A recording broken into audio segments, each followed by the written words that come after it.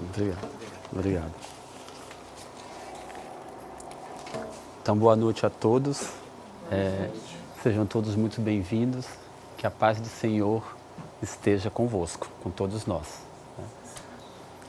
Hoje nós iremos estudar o capítulo 1 do Evangelho segundo o Espiritismo, que se intitula Não Vim Destruir a Lei. É importante ressaltar que esse é um capítulo muito importante, para a doutrina espírita, porque é justamente onde Kardec vem comentar o papel do Espiritismo, que é de trazer essa nova proposta de compreensão do Evangelho de Jesus, daquilo que Jesus falou somente de forma alegórica. Então, nesse Evangelho, Kardec ele nos fala das 3 revelações, que seriam Moisés, Jesus e o Espiritismo, da importante aliança que é da ciência e da religião e, por último, o comentário dos Espíritos que vem nos revelar o que seria essa nova era que se aproxima, que o Espiritismo anuncia, ou melhor, que faz melhor compreender.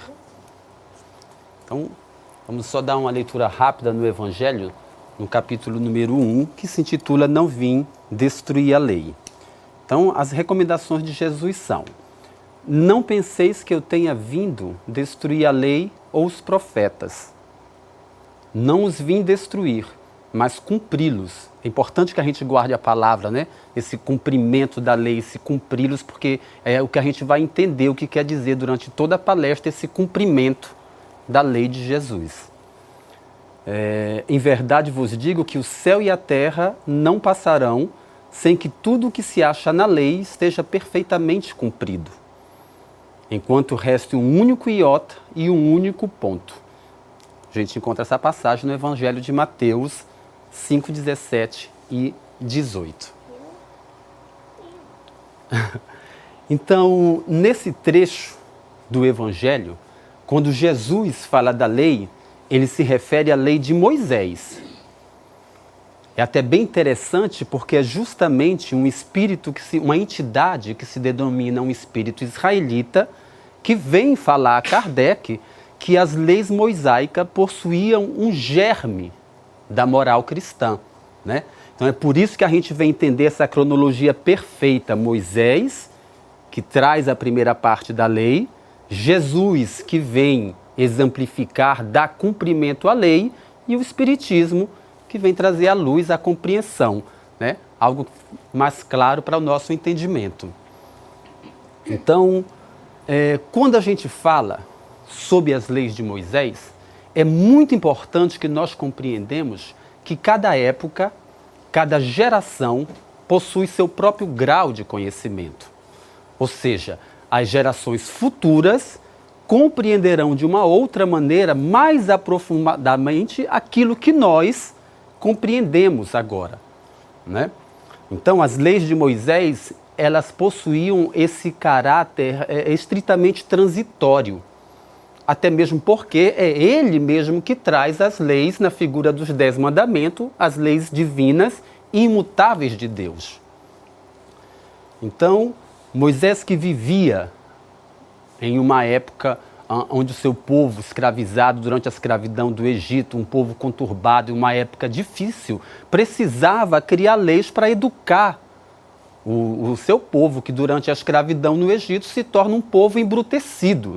A gente sabe que um povo que vive na escravidão normalmente se torna um povo embrutecido devido às privações e sofrimentos que foram impostas durante a escravidão no Egito. Então ele precisava dar às suas leis esse caráter divino, até porque Moisés, além de tudo, era um líder espiritual. Então tudo aquilo que ele falasse precisava se apoiar na autoridade de Deus, ou então não seria aceito.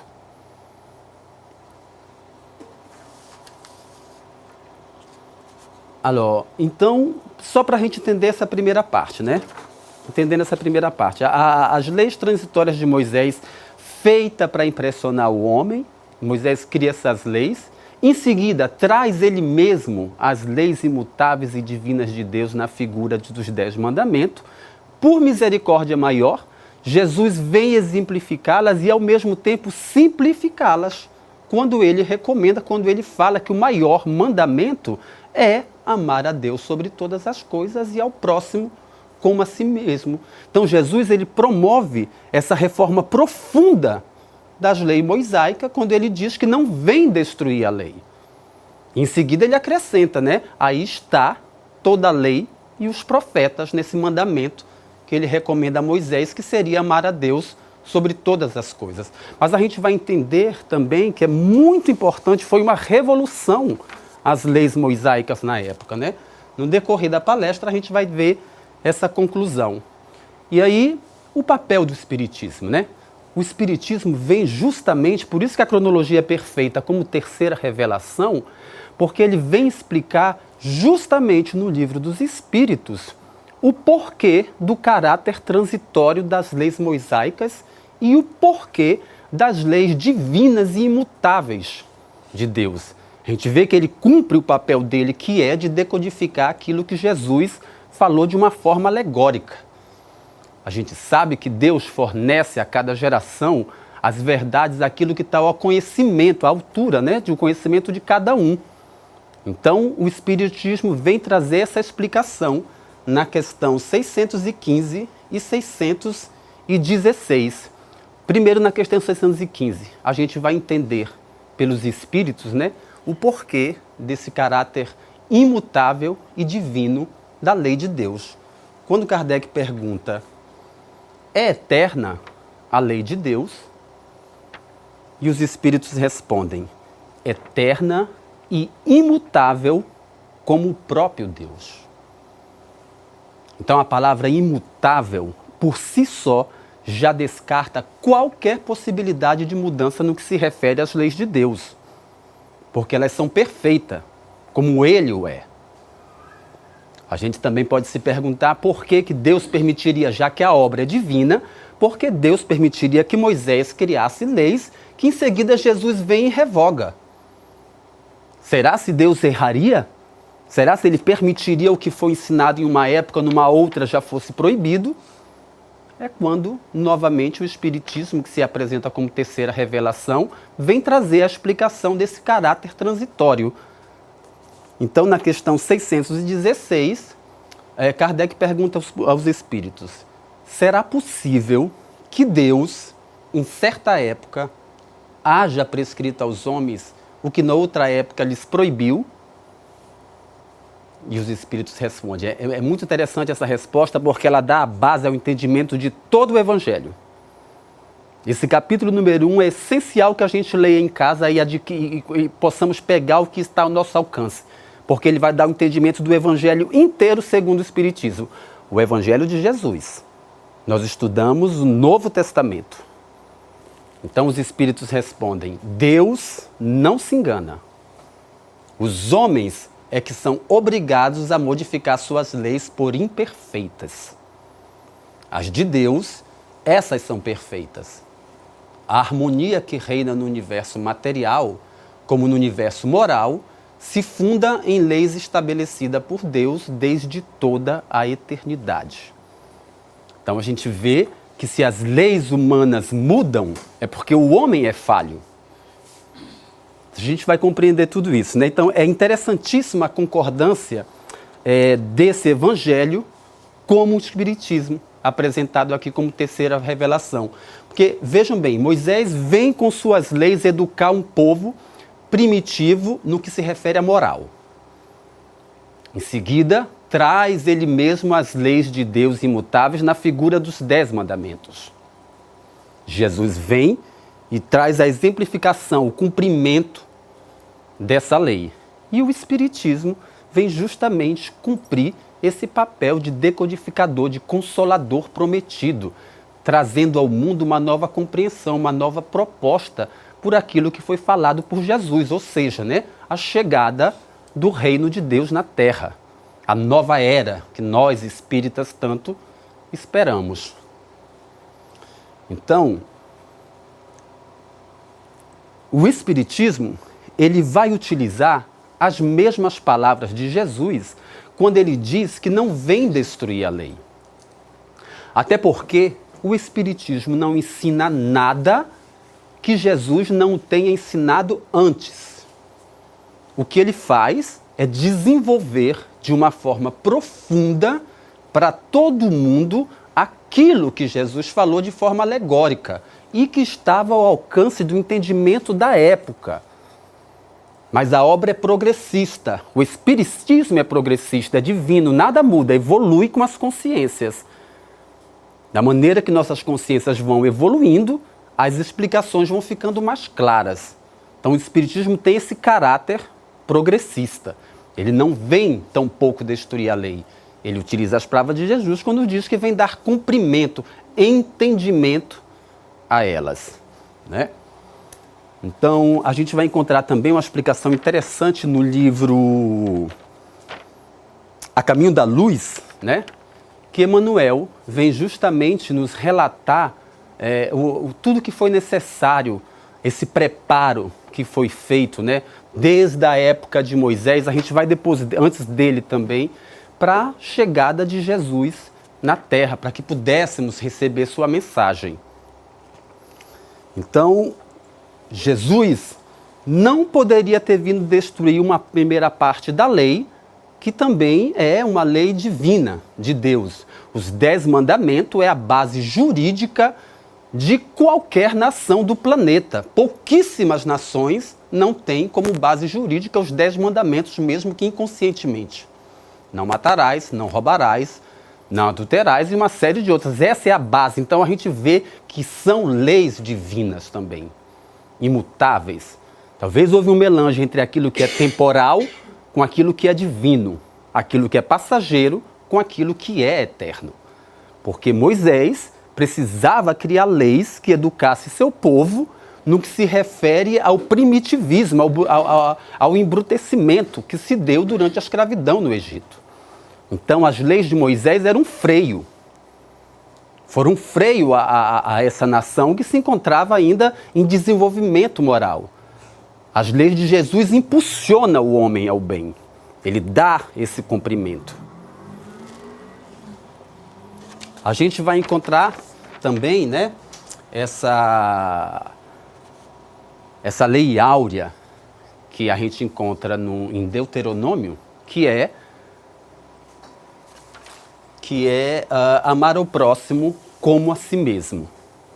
Então, aí está bem claro, Jesus não trouxe essa lei. Ela estava lá, trazida por Moisés. Jesus trouxe a diferença quando ele recomenda o amor aos inimigos, que oremos por aqueles que nos perseguem. Essa foi a diferença da lei do cumprimento da lei de Deus. Porque quando Jesus nos recomenda o amor ao inimigo, nessa época, ele começa a preparar no coração das criaturas a era da fraternidade. A era em que todos viveremos em solidariedade.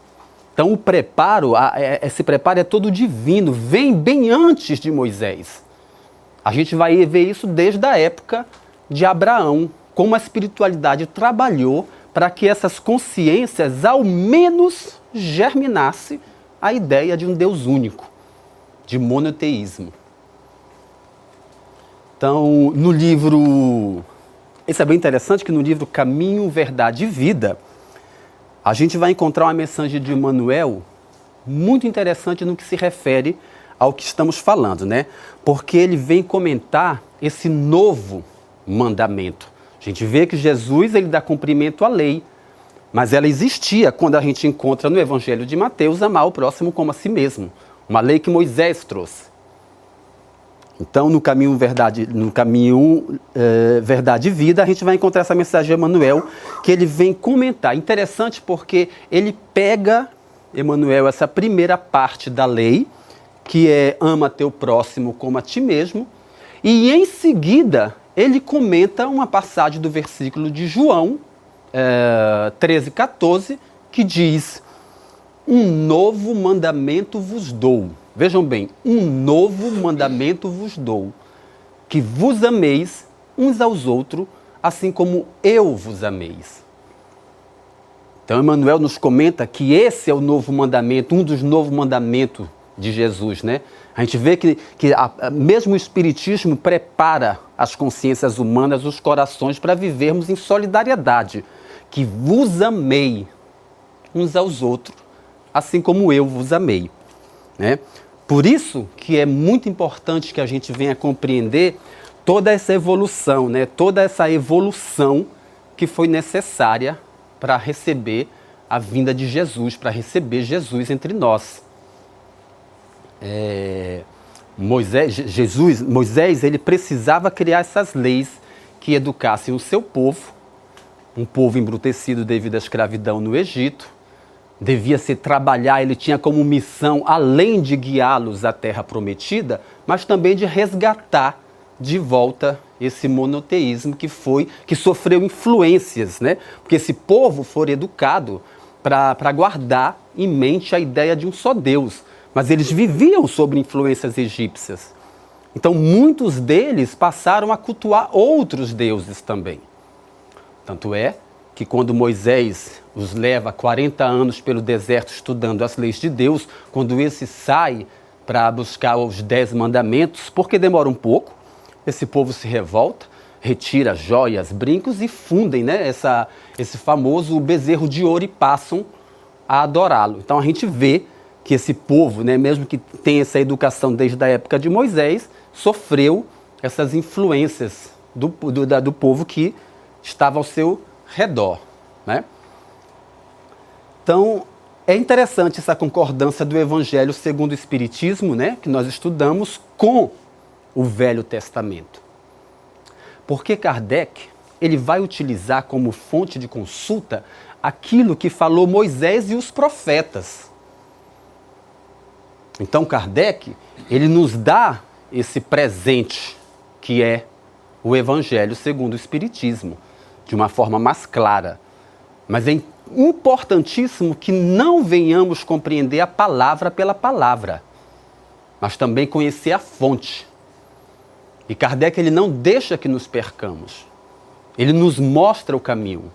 Quando nesse próprio Evangelho ele nos aconselha, né, o estudo do Velho Testamento, do Evangelho de Jesus sobre a ótica espírita.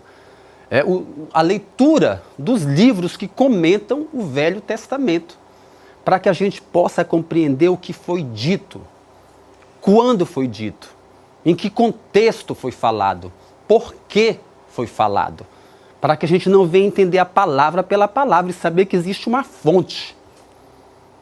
Então o Espiritismo está sempre nos aconselhar a esse estudo sobre a ótica espírita para que possamos compreender que a obra é divina e perfeita. Tudo está correto. Então, para concluir, a gente pode chegar à conclusão que Deus não destruiria a sua própria obra. Então, se disséssemos que Jesus viria destruir a lei, era como Deus estivesse destruindo sua própria obra. A obra de Deus, ela é perfeita. O que acontece é que Deus fornece a cada geração aquilo que está ao alcance do nosso entendimento. Verdade essa que vai nos proporcionar uma evolução que a lei do progresso impõe a toda criatura. Não haverá ninguém para trás. Todos progredirão. Alguns podem se manter retardatários, outros podem se manter no lugar, mas ninguém volta para trás. A lei do progresso é inerente ao homem, é universal. Todos progredirão, né? Então, compreendemos que a lei de Moisés, as leis mosaicas, atenção, as leis divinas, elas são mutáveis somente nesse contexto, em termos de consciência. Elas são sempre as mesmas. À medida que vamos evoluindo, nossa consciência vai evoluindo, nós vamos compreendendo aquilo que já foi dito há 18 séculos. E até hoje ainda não compreendemos o bastante. Então é nesse contexto que as leis são mutáveis, em termos de consciência, de evolução, de ser humano. Conforme vamos evoluindo, vamos aprendendo, vamos entendendo mais de tudo aquilo que foi dito desde o período do Velho Testamento, né?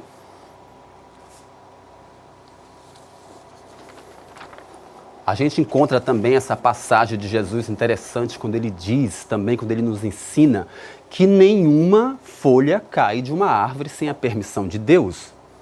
Então isso equivale a dizer que a obra é perfeita. A obra é divina. Tudo se deu e se passa como deve ser. Porque Deus não erraria. A gente aprende no começo do livro, da leitura, que Deus é as leis de Deus são imutáveis e perfeitas, assim como Ele o é. Então não tem como achar que Deus errou em algum momento. Os livre-arbítrios foram respeitados. A criatura humana, por muitas vezes, faz más escolhas. Mas é a maneira que a gente encontra realmente de aprender, através das escolhas erradas, das certas, e assim vamos evoluindo. Né? O ser humano vai evoluindo a partir daí. Então, para a gente entender, Moisés a justiça, Jesus o amor, o Espiritismo trazendo a luz. Se formos falar de Moisés, quando a gente fala de Moisés, das leis de Moisés, a gente fala sobre a Torá, né? As mensagens que trouxe Moisés era chamado a lei, né? Que em hebreu quer dizer Torá, em grego o Pentateu, né? Para a gente compreender. Por exemplo, nós temos nessa casa o Pentateu kardeciano, que são os 5 livros da codificação espírita. O Pentateu de Moisés é constituído pelos 5 livros do Velho Testamento, que começa na Gênese e termina em Deuteronômio. Então, para que a gente venha compreender o que foi essa evolução, esse preparo, né, até chegarmos a Moisés, a gente precisa entender o que vem antes de Moisés, que é um povo que vai ser preparado desde a época de Abraão. Então, quando a gente vê isso que vem antes de Moisés, a gente encontra justamente a figura de Abraão, com a qual todo mundo sabe que Deus vem fazer a sua primeira aliança, como nos comenta o Velho Testamento. Na Gênesis a gente encontra todas essas informações. Então Deus chega com Abraão, lhe propõe essa aliança, né, que consistia justamente que Abraão teria uma descendência numerosa, como as estrelas do céu, que partiria rumo à terra prometida, que na época seria Canaã, desde que ele guardasse em mente dele e do seu povo a ideia de monoteísmo, de um só Deus. Então Abraão, ele aceita essa aliança com Deus e parte de Ur, onde ele morava, junto com a esposa e com os primos, Josué, eu acho que parte junto, e vão em direção a Canaã, né? Acontece que Deus promete a Abraão uma descendência numerosa, mas a mulher de Abraão era tida como estéril e já de uma certa idade.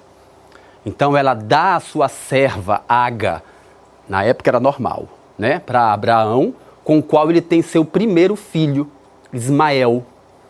E daí que a gente vai entender a origem dessa tribo, os ismaelitas, né? E Deus continua falando a Abraão que ele parta a Canaã, porque ele vai ter essa descendência numerosa. E Abraão diz, eu já tenho, né? Ismael lhe traz uma grande descendência. E Deus fala, não, será com tua mulher, Sara. Abraão não acredita, porque Sara era infértil. Mas nós sabemos que Deus sempre cumpre suas palavras. E a partir daí, Sara dá o segundo filho de Abraão, que é Isaque. Isaque cresce, casa com Rebeca, tem seus primeiros filhos, né, que aliás, os gêmeos, Esaú e Jacó. E a gente vai ter essa história muito interessante, que Esaú, o primogênito, vende a primogenitude a Jacó, porque somente o primogênito de uma família que teria esses direitos patriarcais. Então Jacó compra a primogenitude do irmão e, com o passar dos anos, com os acontecimentos, vem se tornar o primeiro patriarca da história antes de Moisés. Antes de Moisés, temos Abraão também, com sua descendência numerosa. Então, Jacó cresce também, casa, tem filhos com 4 mulheres, são 2 servas e 2 esposas. Essas 4 mulheres dão a Jacó 12 filhos. A Gênese nos comenta que Deus muda o nome de Jacó para Israel E aí a gente compreende a origem das 12 tribos de Israel. Jacó, que muda seu nome para Israel, tem 12 filhos com 4 mulheres, dando origem às 12 tribos de Israel.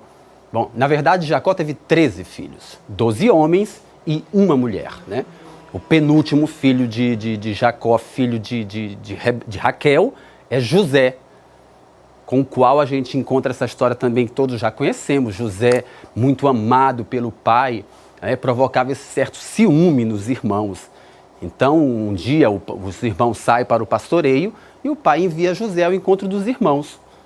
Chegando lá, eles maltratam José, jogam no buraco, e quando o irmão mais velho, né, se distrai, eles o vendem como escravo. E a partir daí, José parte ao Egito, é vendido a um casal de egípcio, e a gente encontra a história também interessante dessa mulher que se encanta com José, mas ele não cede.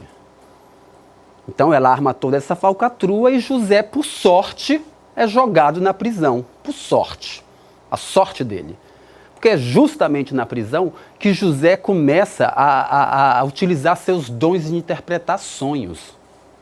E o faraó, que já havia tido diversos sonhos, né, o famoso sonho das 7 vacas gordas e 7 vacas magras, manda buscar José para interpretar seus sonhos. E ele o faz maravilhosamente bem. Então o faraó o denomina mais ou menos como uma espécie de governador do Egito. Ninguém abaixo do faraó, só José. E aí passam os 7 anos de fartura, durante os 7 anos de miséria, os irmãos de José vêm ao Egito em busca de comida. Chegando lá, ele reconhece os irmãos, arma tudo aquilo para reencontrar os irmãos, vê que os irmãos se arrependeram e manda buscar toda a família, né? O faraó, agradecido com tudo que José fez durante esses anos de miséria, autoriza José que esse instale no Egito toda a sua família e descendência aonde quer que ele queira. Vejam bem, o faraó autoriza José. Os anos passam, morre Jacó, morre José, morre o faraó, e os novos faraós começam a perceber que essa nação, né, de judeu que guardava em si essa ideia de Deus único, começam a ficar mais numerosa que os próprios egípcios. Então seria impossível fazer uma guerra contra os judeus. E eles impõem, o que eles fazem então? Eles vão impor esse regime de escravidão, para ver se continha essa explosão demográfica dos judeus. A primeira lei seria que as parteiras deveriam matar as crianças durante o parto, o que não é feito, né? Segundo, depois eles determinam que todo primogênito homem fosse lançado ao mar. E é nesse momento que vamos encontrar a figura de Moisés. Olha que interessante o preparo inteiro que é feito até a chegada de Moisés. A mãe de Moisés, para que ele não perecesse, né, coloca numa cesta e joga-o no rio, no Nilo. Ele é salvo pela princesa egípcia, educado como egípcio, cresce, conhece suas raízes e sua família, né? E certo dia, quando ele vê um egípcio maltratando um judeu, ele vai lá e se vinga. Ele o mata. A partir daí, Moisés é expulso do palácio, foge e vai viver entre seu povo. Casa, vira pastor, né? Ele também é um pastoreio, e um certo dia na montanha, ele vai presenciar esse famoso episódio que a gente encontra no Velho Testamento, que é a salsa ardente. Ou seja, o fogo que vem do céu, que cai no capim, né, para ficar mais compreensível, mas não o consome. E Moisés fica impressionado com aquilo, ele chega perto para ver o que está acontecendo, quando ele ouve a voz de Deus, que o aconselha que ele tire as sandálias, porque ele chegava em terreno sagrado. Claro, nós espíritas sabemos que Moisés não teria ouvido a voz de Deus. Ele certamente ouviu a voz de um espírito superior, né, mensageiro do Cristo, que é governador planetário da Terra, que vem revelar a Moisés agora a sua nova missão, que era retirar o seu povo do Egito. Então, olha que interessante, né? O que a espiritualidade faz. A primeira parte, José tinha como missão não deixar sua família perecer. ia atrás para o Egito. Agora a missão de Moisés, desse missionário, né, que foi Moisés, era retirar essa família do Egito, da escravidão, nesse povo da escravidão no Egito. O problema é que um povo, né, que vive na escravidão vai se tornar um povo embrutecido. Então Moisés agora, além de ter que guiar o seu povo rumo à terra prometida, deveria também combater os excessos, resgatar de volta essa ideia de um só Deus. Esse povo vem sendo preparado desde a época de Abraão para receber Jesus. Jesus não poderia ter vindo no meio de um povo que guardasse a ideia de vários deuses.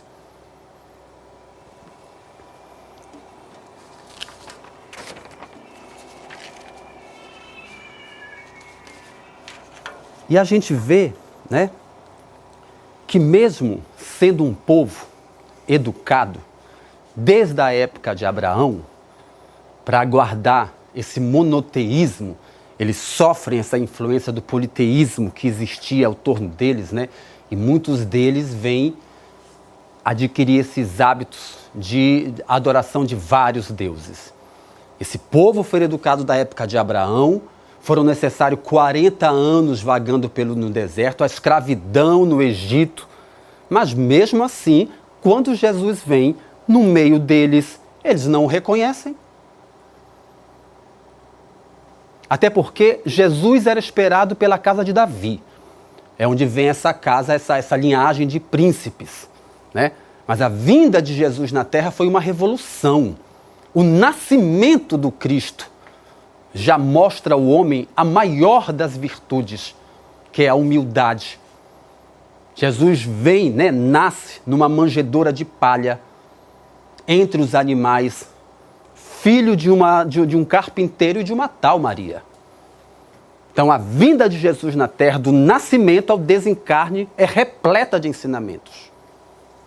Por isso ele é nosso modelo e guia. Desde o seu nascimento, sem uma só palavra, ele já traz um ensinamento quando ele ressalta a humildade como maior das virtudes.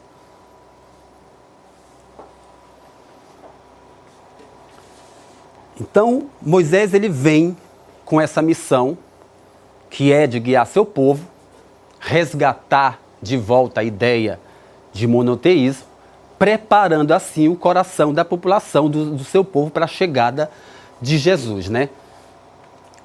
Mas a gente vai entender, por isso eles vagaram tantos anos no deserto.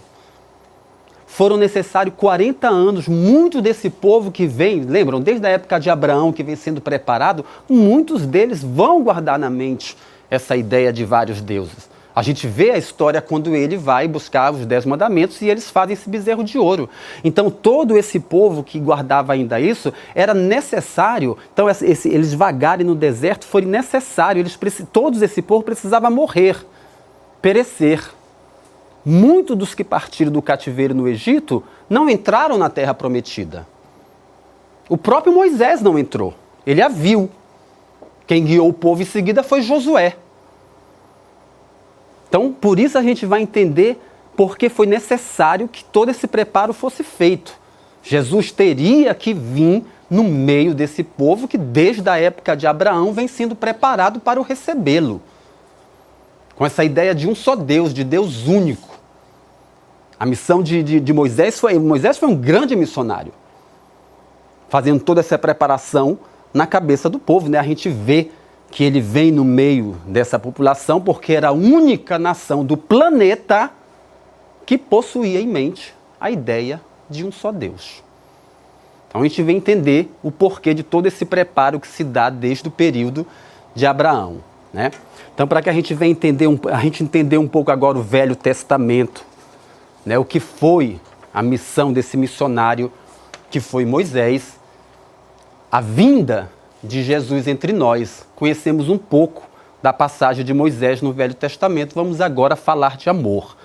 O segundo tópico desse evangelho, que é o Cristo, Jesus. Nós vamos encontrar no livro Paulo Estevão, né, um relato muito bonito de Estevão, nos relatando em poucas palavras muito breves o que seria, o que foi a passagem de Jesus na terra, o que significou e o que significa a vinda do Nazareno entre nós, né? Ele nos diz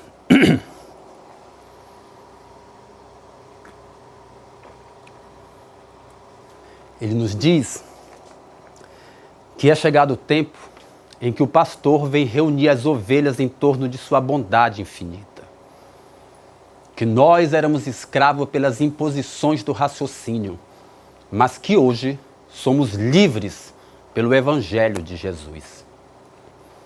Em resposta aos nossos anseios milenares, Deus nos enviou seu Filho sem mácula, com a sublime missão de nos iluminar o caminho.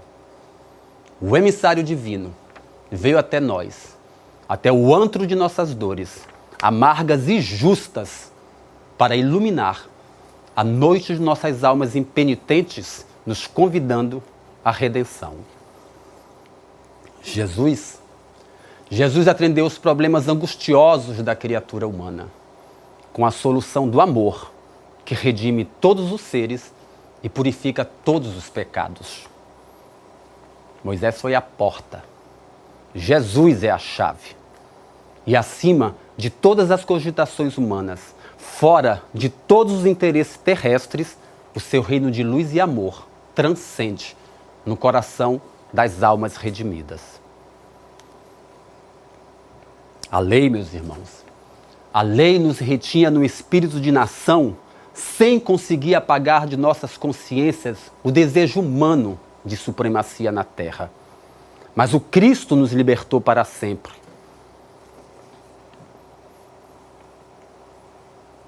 Em seu sublime amor, os justos encontrarão a sombra, os tristes, a fortaleza do bom ânimo, os desesperados o consolo, e nós, pecadores, a senda misericordiosa do resgate.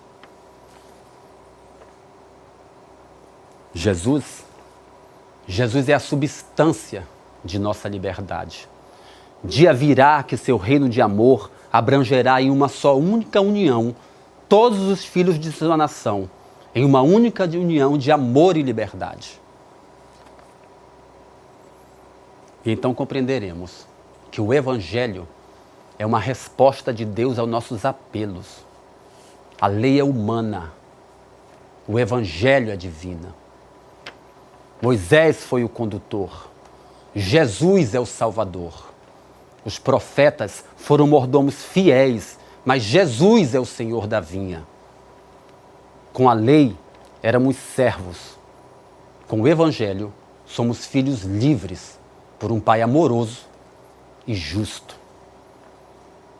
E assim nos resume Estevão, né, com seu verbo inflamado, o que foi a passagem do Cristo entre nós, o que significa, todavia. Mesmo que o livro já é de Estevão, até hoje a mensagem nos é bem relatada, nos cabe a bem nós. Então a gente vem compreender, né? A gente vê como foi importante todo esse trabalho do Espiritismo, dos espíritos superiores, preparando todos os corações, né? A vinda, Moisés com suas leis educando um povo, a vinda de Jesus, tudo foi muito bem pensado, muito bem preparado, né? E mesmo, né, com todo esse preparo, a gente vê que as mentes humanas ainda não se encontram preparadas para tal lei, para as leis de Moisés, né? Então, a gente vê que foi transformadora a vinda de Jesus entre nós, né? Mas é importante que também a gente ressalte que as leis de Moisés também foram muito importantes na época, e até hoje, talvez. Foram uma revolução na época, porque quando Moisés vem e diz, olha, agora é olho por olho, dente por dente, isso foi um ufo. Antigamente, o cara quebrava meu dente, eu ia lá, escravizava, matava todo o gado dele, escravizava toda a família. E Moisés vem e diz, não, agora é olho por olho, dente por dente, osso por osso. Isso foi um alívio. Antigamente era um dente por toda a família. Então a gente vê que a lei de Moisés vem frear esse povo. As leis de Jesus vêm impulsioná-los em seguida. Olha o cumprimento da lei, quando a gente encontra. Moisés vem e fala olho por olho, dente por dente. Jesus vem e diz, ama teu inimigo. Ora pelos que te perseguem. Olha de novo o cumprimento da lei. Jesus, que já em momento algum vem destruir as leis divinas trazidas por Moisés. Ele revoga as leis, essas leis passageiras de Moisés, quando ele começa a questionar, né? Quando ele diz, mas o homem foi feito para o sábado ou o sábado foi feito para o homem? É o que sai da boca do homem que o torna imperfeito ou o que entra nela? Essa ideia ancestral também que a gente carrega de um Deus terrível, né? Porque a gente sabe que Moisés, um missionário, precisava dar às suas leis essa autoridade divina. Então a gente sabe que a gente traz essa ideia de um Deus terrível, ancestral da época de Moisés. E essa lei também Jesus revogou quando ele fala que Deus é infinitamente bom e justo. Então, para a gente entender, Jesus vem dar cumprimento à lei divina. A lei transitória de Moisés foram feitas para o educá-lo, o povo. Essas ele revogou. Então é importante que a gente venha compreender, né, e muito bem isso, né? Então, Moisés traz as leis para educar seu povo. Jesus, por misericórdia, vem exemplificá-las novamente, né? 18 séculos se passaram desde a vinda de Jesus entre nós. E muitos de nós não conseguimos viver sequer na primeira parte da lei. Ou muitos vivem na primeira parte da lei, mas não se encontram na graça, na misericórdia de Jesus. Para que a gente venha entender isso, tem uma parábola muito interessante que a gente encontra no Evangelho de Mateus, que é a parábola do jovem rico. Esse jovem vem até Jesus e pergunta a ele o que ele deveria fazer para ter a vida eterna, né? E Jesus diz que ele deve obedecer, vejam bem, que ele deve obedecer os mandamentos. Em nenhum momento Jesus destrói a lei, não? E o jovem diz a Jesus, observa dizendo que já os observa desde o seu nascimento. Nesse momento Jesus acrescenta, olha de novo, cumprimento da lei. Então, se tu queres ser perfeito, vai e vende tudo os que tens, doa aos pobres e terás um lugar no reino do céu. Pega a tua cruz e segue-me. Mas agora ficou difícil. Porque o jovem que possuía muitas propriedades, né, a parábola do jovem rico, vira de costas e vai embora. Nesse momento, Jesus dá cumprimento à lei, ele prega o desapego. O que nós espíritas sabemos que é dificílimo para uma evolução, para continuarmos nossa evolução. Então, veja bem, esse jovem se encontrava na lei, ele vivia na lei, mas ele não estava na graça. Paulo de Tarso, antes do seu encontro com Jesus nas portas de Damasco, vivia na lei, mas não se encontrava na graça. Depois que ele encontra Jesus, ele transcende a lei e passa a viver na misericórdia de Jesus. Como o jovem que vira de costa, a gente tem essa famosa frase de Jesus que diz que nem o rico, né, entrará no céu, não pelos bens que possui, mas pelo apego que tem a eles. Então, nosso esforço consiste agora, talvez, em vivermos ao menos na primeira parte da lei. E se já conseguimos, que passamos agora a viver na graça, na misericórdia de Jesus. Mas o que é viver na graça de Jesus? O que é viver na misericórdia de Jesus? Ele não é nosso modelo e guia? Viver na graça de Jesus, transcender a lei, é viver na sua misericórdia. Na bondade, no amor ao próximo, na caridade, na fraternidade, na solidariedade. Isso é viver na graça de Jesus, é transcender a lei. Então, se nós já encontramos talvez o nosso psiquismo vivendo na primeira parte dessa lei, não matarás, não roubarás e etc., o que todos nós conhecemos, somos agora convidados por Jesus a transcender esta lei, a viver na sua graça. O Evangelho, segundo o Espiritismo, o Novo Testamento é o cumprimento dessa lei. Então a gente não precisa saber o evangelho de cor salteado na ponta da língua, até porque é um livro, basta abri-lo. Em qualquer momento de nossas vidas, não importa a página que se abrir desse evangelho, teremos uma resposta às nossas dores. Eis a maneira de vivermos na graça de darmos cumprimento a essa lei de Jesus. Nós viemos do tempo de Abraão, um povo embrutecido. Fomos passando o cativeiro no Egito, tudo que tivemos passar para que nossas consciências fossem lapidadas. E, infelizmente, muitos de nós ainda não conseguem viver na primeira parte dessa lei.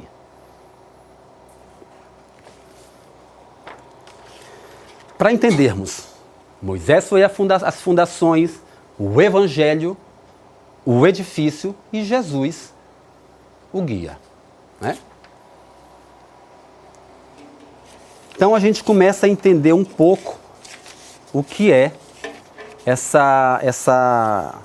o que foi esse trabalho de Moisés entre nós, a vinda de Jesus, o papel do Espiritismo que vem decodificar, nos trazer de uma maneira mais compreensível aquilo que foi falado. Mas é muito importante que nós também, no campo da razão, no qual se vincula a criatura humana, ciência e religião precisam andar de mãos dadas. Uma não pode possuir, mas não pode ser diferente da outra ou possuir outras verdades, porque nós já aprendemos que Deus não destruiria a sua própria obra. Então, se só a religião ou a ciência possuísse a verdade, isso que deveria dizer que Deus errou novamente, né? Que teria errado. O que a gente sabe que é imperfeito. As leis de Deus são perfeitas. Então a gente vem ver que muito do que a ciência moderna descobre hoje já foi falado antes. A gente vai encontrar, tem na revista Época de 2007, 2008, acredito, saiu um artigo muito interessante sobre a vida de Chico Xavier, onde eles vêm justamente comentar aquilo que foi revelado por André Luiz, quando o André Luiz nos fala que o elétron, que a partícula atômica que o elétron é também uma partícula atômica. Claro, isso não é claro para nós, mas isso serve para mostrar que esse livro foi escrito em 1958. Então seria impossível que Chico Xavier tivesse tais conhecimentos. Tanto é que 11 anos depois, um cientista vem receber o Prêmio Nobel da Paz por comprovar aquilo que já havia sido falado antes. A gente vê essas mãos dadas que anda ciência e religião. A gente vê os diversos relatos, os diversos tratamentos de médicos que já adotam a espiritualidade. A gente vê muitos relatos, né, de doentes que têm uma certa espiritualidade e que conseguem ficar bons mais rápido daqueles que não têm nenhum tipo de sustentação espiritual. Então está muito claro os sinais que ciência e religião andam de mão dadas. Elas não andarão, elas andam de mão dadas. A obra, como dissemos, é progressista. A criatura humana é lenta. Então, para que a gente venha entender esse tópico, eu vou utilizar de novo as palavras dessa entidade que se denomina espírito raelista, que diz: Moisés abriu o caminho, Jesus continuou a obra e o Espiritismo a concluirá. Eis o papel do Espiritismo, né? O consolador prometido, trazendo essa proposta nova, a compreensão de tudo aquilo que foi falado por Jesus. Mas se a gente for analisar de Abraão até nós, tudo aconteceu como realmente devia acontecer, né? Tudo muito perfeito. Então, o Evangelho, ele é a luz, a porta e a chave. Jesus é o guia. Jesus é a própria essência do Evangelho, né? É ele que nos traz esse lenitivo, né, para a alma divina. A gente vai encontrar no poema das bem-aventuranças, Jesus que diz, né? Vinde a mim, todos vós que estão cansados, né? E eu vos aliviarei. Em momento algum, Jesus diz que vai até as calçadas de nossas dores. Nós sabemos que a força da vontade é essencial para a evolução humana. Ele diz: vinde a mim, vem, e eu vos aliviarei. E acrescenta, é importante, pega a tua cruz e segue-me. Isso mostra que o aliviar de Jesus não é retirar o fardo de nossas costas, até porque ele é necessário ao nosso aprendizado. É a força da fé. É a coragem da fé. É o alimento da alma. Jesus é o lenitivo, é a substância que necessitamos, né? Ele diz: vinde a mim, vós que estão cansados. Pega a tua cruz e segue-me. Ele não pergunta qual é nossos pecados, que erros cometemos. Ele diz: pega a tua cruz e segue-me. Então a gente vai entender o que o próprio Jesus anuncia quando ele fala que Deus é infinitamente bom, porque Jesus se denominava o médico das almas, né? Então Jesus ele não possuía falsa modéstia. Todos os adjetivos que deram a ele, príncipe da paz, o médico das almas, rei dos reis, todos esses eles aceitou. Falaram a Jesus: vós sois reis? Ele: sim, se vós dizes que sou reis, eu sou rei. O único adjetivo que Jesus contestou foi o de bom. Quando no próprio evangelho, como no próprio parábola do jovem rico, ele fala que ele é bom, ele diz: não, bom é meu Pai que está no céu. Então, olha o tamanho desse ensinamento. 3 palavras: bom é meu Pai que está no céu. 4. Olha o tamanho desse ensinamento na época. Jesus, com essas palavras, revoga definitivamente a ideia de um Deus terrível, porque Jesus é nosso ponto de referência. Quando falamos em bondade, nenhum de nós pode ver um ser mais perfeito que Jesus. E, portanto, ele vem e diz: bom é meu Pai que está no céu. Dá para imaginar o tamanho da bondade de Deus? Se Jesus, que é nosso ponto de referência, que temos ele como bondade, fala que ainda maior é a bondade de Deus, que tamanho é essa bondade? Incompreensível aos nossos sentidos pelo instante. Compreenderemos com certeza, né? A obra é progressista e a gente avança junto com ela. Então, Jesus ele nos deixa livre, né? Esse nosso livre-arbítrio. Ele vem nos dar pelo Evangelho essas palavras lenitivas de fé, de amor, de bondade. Ele nos convida a esse vinde a mim, que nós possamos aceitar esse chamamento de Jesus essa noite, que é de transcender a sua lei. A gente compreendeu, esse evangelho é muito importante. Interessante que a gente possa ler em casa também e possamos absorver aquilo que nosso espírito precisa, porque ele é muito interessante, que ele dá a sustentação de todo o evangelho. Do Evangelho segundo o Espiritismo, ou seja, o Novo Testamento, é o que nós estudamos, nós espíritas, sem descartar jamais a importância do Velho Testamento, é onde está a fonte. Nós possuímos diversos livros que comentam justamente o Velho Testamento. Então a mensagem dessa noite é realmente que possamos aceitar esse convite de Jesus, de transcender a lei, já que vivemos, já conseguimos viver na primeira parte da lei, então agora aceitemos esse convite de Jesus, que é transcender a lei. Que possamos viver na sua misericórdia, que possamos compreender que transcender as leis, né? Essa primeira parte da lei é justamente viver pelo concurso da fraternidade. Nós ainda temos alguns minutos. Eu ainda gostaria de falar mais algo, mas vamos deixar esses 2, 3 minutos para se alguém quiser acrescentar alguma coisa, fazer alguma questão, por favor. Nós estamos todos em estudos, né? Estamos se melhorando.